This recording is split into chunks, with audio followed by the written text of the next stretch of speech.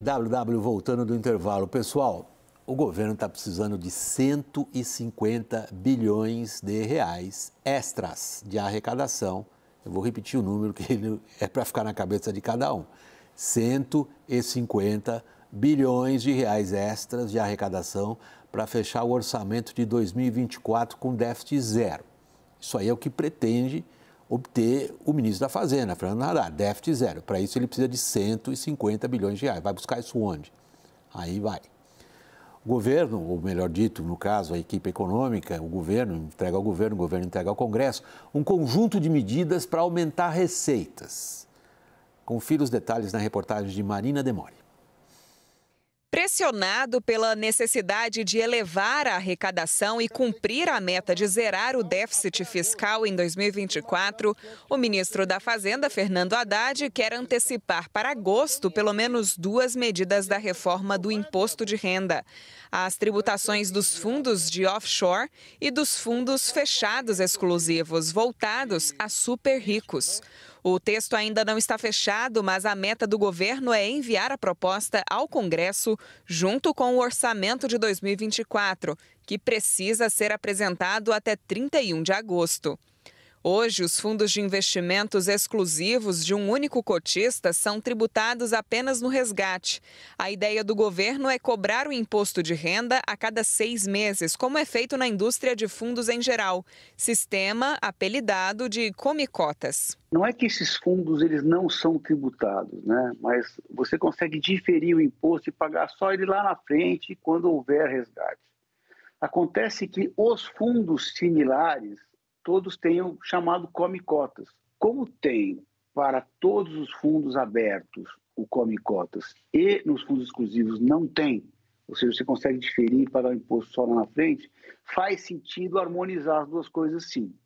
O governo discute também se inclui nesse pacote alterações ou extinção de juros de capital próprio. A tributação semestral dos fundos exclusivos não é algo novo. A medida já foi proposta no governo de Michel Temer, porém houve resistência no Congresso. Na época, a expectativa era arrecadar 10 bilhões de reais. Na lista de medidas do governo também está a cobrança do imposto de renda sobre fundos offshore. O governo já tinha editado uma medida provisória em abril, taxando esses fundos de investimento. Só que ela deve perder a validade por conta da disputa entre Câmara e Senado em torno das comissões mistas. A equipe econômica tem tentado dialogar com o Congresso em busca de uma solução. A perspectiva é que seja enviado um projeto de lei para tratar do assunto. O texto deve estabelecer que rendimentos entre 6 mil e 50 mil reais seriam tributados em 15% e acima desse valor em 22,5%. Rendimentos até 6 mil ficariam isentos. Com isso, seria possível arrecadar algo em torno de 4 bilhões de reais em 2024. Bom, a Marina, começando por você aqui ao meu lado, Yuri, a Marina, nossa repórter, na contribuição dela agora ao WW, ela diz isso: olha, já tentaram, mas o Congresso não tinha clima. Tem agora?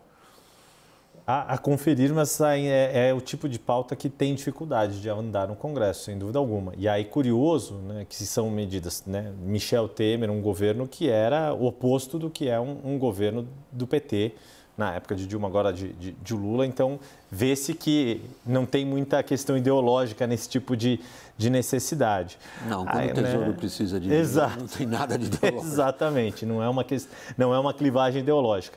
A grande questão, William, nesse debate, dando um passo atrás, né, olhando a floresta como um todo, do que o governo precisa para conseguir fechar as suas contas. Talvez, e muito se cobra do que se está fazendo em relação a despesas. Em relação às receitas, a gente tem um cardápio bastante amplo e foi colocado desde o início, desde até antes do início do governo, com a PEC da transição no ano passado. Eu, da minha parte, tenho uma expectativa grande de ver como vai funcionar de fato um dispositivo que este governo está implementando que outros governos não chegaram a colocar em prática, que é o termo em inglês Spending Review, avaliação de políticas públicas e rever os seus gastos. Conseguir avaliar uma política pública para usar um termo que o Arthur Trindade usou também na questão de segurança e vale para qualquer área, com base em evidências, ou seja, cria-se um programa. Este programa funciona, ele está sendo eficaz, está atendendo. Da Simone Tebet, inclusive. Exato. E é no Ministério, é exatamente esse o ponto. É no Ministério dela, no Ministério do Planejamento e Orçamento, que está a Secretaria de Avaliação de Políticas Públicas. Ela precisa começar a dar as caras. Está sendo implementada, construída desde o início do ano, por um acadêmico bastante competente, Sérgio Firpo. A grande questão é ver que tipo de resultados que vai ser possível entregar, porque esse tipo de resistência, a gente estava falando da questão das offshores e dessa tributação de fundos exclusivos, que há uma resistência no Congresso. Também há uma resistência dentro da própria máquina e dentro da própria classe política a abrir mão de um programa que pode não ser tão eficaz, mas que para o discurso político, para a retórica política, pode ter um grande apelo eleitoral. Vamos lá, Renata. O Yuri está colocando dois fatores aí importantes. Um deles é, beleza, a Receita está precisando de mais dinheiro, isso a gente sabe que eles vão com gosto. Agora, controle de despesas. Vamos focar primeiro no aumento da arrecadação, no aumento da receita, Renata. O próprio Luiz Fernando Figueiredo, nosso analista, que foi consultado aí para a reportagem da Marina, diz assim, harmonização entre fundos, por que um fundo aberto, ele não seria, no caso, por que ele seria diferente de um fundo exclusivo? Trata-se no mesmo veículo de investimento. Queria ver qual é o clima no Congresso para isso. O outro é talvez um pouco mais complexo, Renata, não sei o que você tem ouvido aí em Brasília. A MP, essa que caduca agora em agosto, ela pretende cobrar imposto de renda de qualquer tipo de rendimento lá fora. Podem ser bens. Ou, no caso, como a gente escreveu ali, offshore, na verdade, ela está cobrando um CNPJ, registrado num paraíso fiscal. Esse CNPJ, a empresa offshore, o Banco Central, se tudo for legal, sabe direitinho quem é o dono. Ela pode usar, ela é um veículo de investimento, ela pode aplicar em fundos, ela pode aplicar em ações, ela pode ter alguma renda fixa, fundo, em alguma outra coisa. Isto aí deve judicializar, ou não? Sim, há um flanco enorme para que isso aconteça, William. Vai ser o debate mais árduo que a gente vai ter em relação aos planos do governo, né, para tocar assuntos no Congresso. Então, quando houve o debate sobre o marco fiscal, que tinha uma série de complexidades, a gente ouvia tanto da equipe econômica quanto do Palácio do Planalto de que, olha, tem ali as suas questões, mas a guerra mesmo virá na reforma tributária.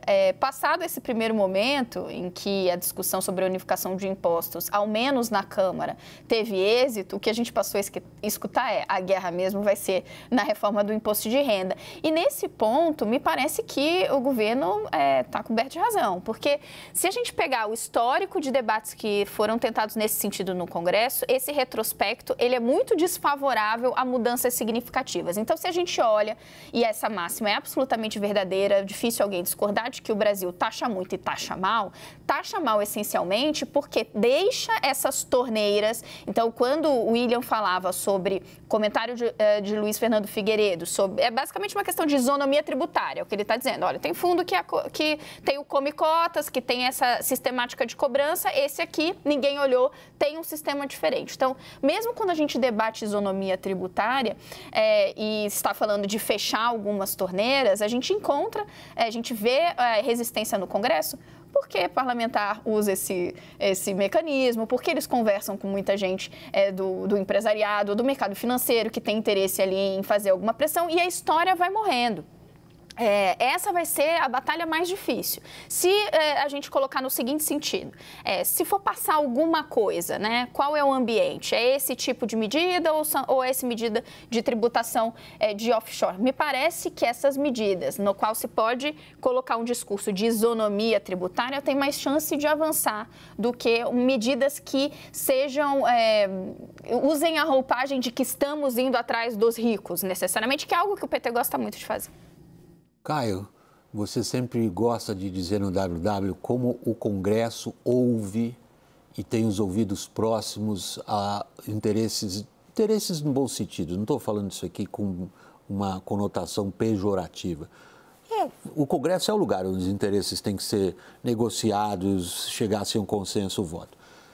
O que os ouvidos do Congresso estão ouvindo, hein, quando se trata de taxação? William, é muito difícil, já começa uma mobilização, né, nos bastidores para evitar pelo menos parte dessas medidas.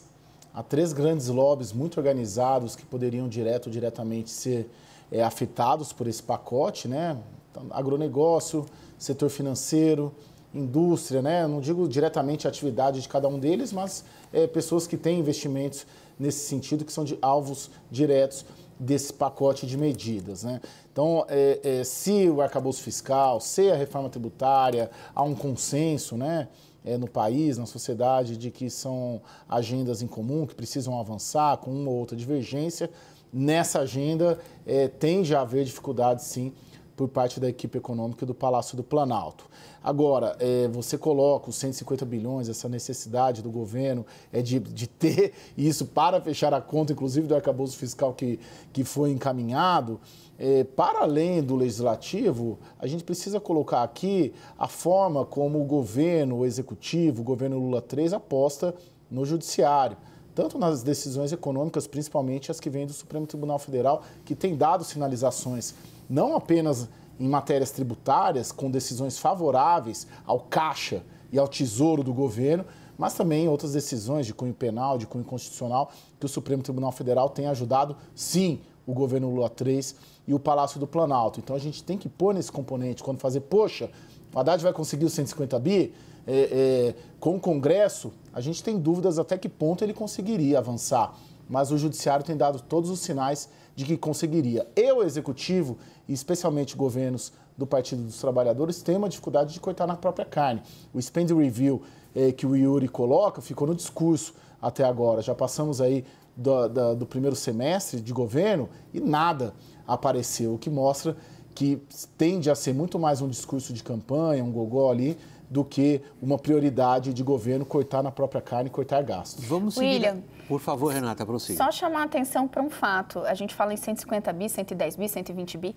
É só chamar a atenção para o fato de que é uma soma enorme de dinheiro sob qualquer aspecto. Para a gente ter uma ideia, o orçamento desse ano, em despesas discricionárias, que é onde o governo pode mexer, prevê 194 bilhões. E a equipe econômica está dizendo que precisa ir atrás de cerca de 150 bilhões. Em termos orçamentários para a realidade brasileira, é muito dinheiro. Obrigado por esse toque. De fato, é sempre bom pensar nas grandezas relativas. Mas já que você está com a palavra continua, Renata, é o seguinte, Spending Review. Spending Review é muito bonito, vem do vocabulário anglo-saxão, está na moda. Agora, qual é a possibilidade que você antevê que o governo sofra uma forte pressão para controlar gastos? Ou isso aí, considerado o Congresso como ele é, esquece? Não, até me parece que é interessante isso, que foi um contraste muito grande que me parece que ficou evidente para quem estava aqui em Brasília entre os dois governos, né? Como a gente via o mercado, os analistas olhando o Ministério comandado por Paulo Guedes como o idealizador de medidas de corte, naturalmente, que a agenda era essa, e o Congresso como uma força que poderia desidratar essas medidas que tentavam cortar despesas. E essa roda se inverteu na gestão atual. Então, ainda que o Ministério da Fazenda de Fernando Haddad esteja sendo bastante elogiado, há uma ideia de que o Congresso é um ator para provocar o enforcement, é um ator que vai acertar ali, arredondar umas bolas que venham quadradas do ponto de vista da despesa por parte da equipe econômica. Mas, se eu vejo essa pressão dando resultado, que me parece que é uma urgência, né, para as contas públicas brasileiras, não acho que esse vai ser o que vai estar na lista de prioridades da equipe econômica e não me parece que é algo que vai estar moldando os próximos passos da equipe de Fernando Haddad. Yuri e Caio, a mesma questão, começando pelo Yuri. Acho que dá para a gente pegar... Só para resumir qual é a questão. O que a gente pode dizer aí no horizonte para o público de pressão em cima do governo para controlar o outro lado? Já que a arrecadação, vamos nessa, Sim. Né? Essa pressão, quer dizer, por essa cobrança para que o governo, de alguma forma, sinalize um melhor gasto, ela vem muito mais da sociedade, de fato, do que da própria classe política. É claro que concordo com a Renata quando coloca que o Congresso, em determinadas propostas que vêm do governo, dá essa arredondada mais fiscalista, digamos assim. Isso a gente viu na votação da regra fiscal. A grande questão é, este governo, por todas as questões envolvendo desde a eleição e pelas pessoas que foram envolvidas para a montagem de equipes, pegou pessoas, se não burocratas ou acadêmicos ou especialistas, que têm condições de oferecer mecanismos modernos que funcionam para conseguir fazer isso. Seja, por exemplo, nessa questão de revisão de despesas de políticas públicas, o que funciona, o que não funciona, seja para discutir e desenhar uma reforma administrativa que possa ser encampada politicamente pelo PT, a exemplo do que a regra fiscal foi encampada. Ao fim e ao cabo, o arcabouço fiscal que o Ministério da Fazenda apresentou agora é uma regra fiscal que o PT pode chamar dele. Pode até ter gente dentro do PT que não concorda, que não gosta desse assunto, mas foram eles que desenharam. A dúvida nossa é saber quanto tempo precisa e o radar precisa resolver o problema agora, de 2024, sim, Caio. Não, eu sou pessimista quanto a um spending review neste governo. A despeito de ter chamado acadêmicos, especialistas, eu não sinto isso sequer no discurso, né? Eu senti no começo ali, mas muito timidamente. Não vejo Palácio do Planalto falando disso, não vejo equipe econômica falando disso. Acho que é um pouco para inglês ver. E ainda assim, vamos supor que venha algo, né? Já estamos em julho, né? Daqui a pouco já é agosto, daqui a pouco acaba o primeiro ano e nada de prático foi apresentado ainda. Ainda que venha algo, não vejo que seria algo impactante, né? E outra questão, nessa sinergia ali, Congresso, Executivo e Judiciário também, né? Que eu gosto de pôr o Judiciário nesse componente, não pode ser esquecido como um player para ajudar nesse fechamento de contas do governo Lula 3, tem uma questão que o universo político ele trabalha muito de maneira cíclica, né? Nos anos pares, os anos eleitorais, como é o ano que vem, né? O ano de eleição municipal, tende a haver uma flexibilização, né? De uma agenda fiscal, né? Justamente porque há uma pressão sobre o governo, não para avançar para uma política de controle de gastos, mas muito ao contrário, muito mais para flexibilizar, para atender os interesses eleitorais de uma base aliada, dos prefeitos, né? Deputados elegendo prefeitos. Então, o timing político para uma apresentação de uma política de contenção de gastos, quanto mais o tempo passa neste ano 2023, mais curto ele fica e abre-se aí um horizonte de 2024 em que a pressão e a postura e o comportamento do Congresso Nacional tende a ser reverso, respaldado, evidentemente, pelo Palácio do Planalto, que tem interesse em manter uma base aliada coesa. Acho importante a gente lembrar que existe até uma prioridade, uma agenda de se rever gasto tributário, que é algo necessário, tem muito benefício dado de forma que não é acompanhada, que deve ser mesmo revisto. Então, Fernando Haddad sempre fez questão de pontuar que isso eles querem olhar e estão aí trabalhando medidas nesse sentido. Mas é insuficiente para dar conta do problema das nossas contas públicas e ainda mais num governo que já tem naturalmente pressão de expansão de gastos. Para citar um exemplo desses dias, o anúncio de novas vagas, de novos concursos, por aí vai.